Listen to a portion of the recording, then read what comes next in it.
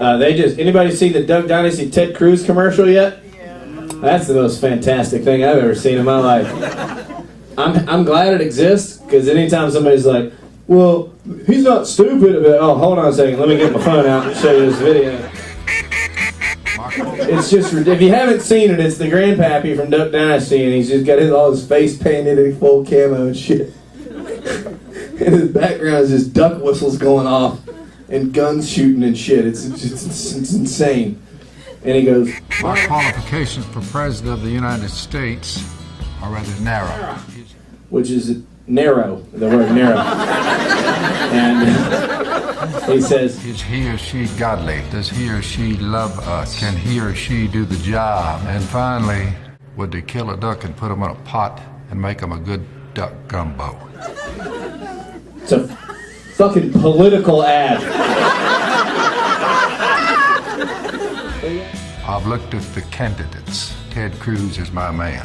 If you haven't seen it, watch it. It'll ruin your night. Watch it after this show, and then come back for the second show so you can feel better. But he did an interview with GQ magazine where they asked him about, they asked him about gay rights, they asked him about civil rights, and he said that he thinks that the African American community was better off before civil rights.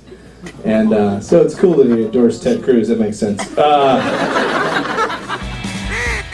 Ted Cruz is my man. I'm voting for him. Cruz, the reason we're going to vote for you, all of us, is because you're one of us, my man. That's why we're voting for you. In the interview, they asked him about gay rights, and I wasn't surprised. People were like, he doesn't support gay rights. Like, nuh-uh, are you serious? The grandpa with a Rip Van Winkle beard down to his knees in full camouflage that's 105 years old from Mississippi. He's not a big LGBT advocate. I'm fucking blown away by that news. I would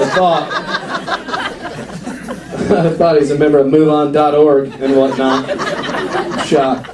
No, people were surprised. I wasn't. But I'm always surprised by this rhetoric that there's this go-to thing where people are like, well, he said this, if you let two men get married, then people's going to want to start sleeping with animals. It's like, yeah, that seems like the natural progression. Two guys have been together for 20 years, finally get to get married, and they're just like, you know what? Now that we're married, I just feel like something's missing. Like a pony or a crocodile or, I don't know, a bunny. What do you like, is that really, Grandpa? That's who's gonna want to have sex with an animal? My friend Chad, who smells like cologne all the time and has the new Acura and the super spotless apartment and the $50 haircut. That's who's gonna do it. Not you. Not you. Camouflage head to toe, beard down to your dick, laying on the forest floor with deer piss sprinkled all over you, hide you from the animals, shit picking all over your face and twigs pulled over your body, blowing into a whistle that was specifically created to convince a duck that you want to fuck it so that you can kill it.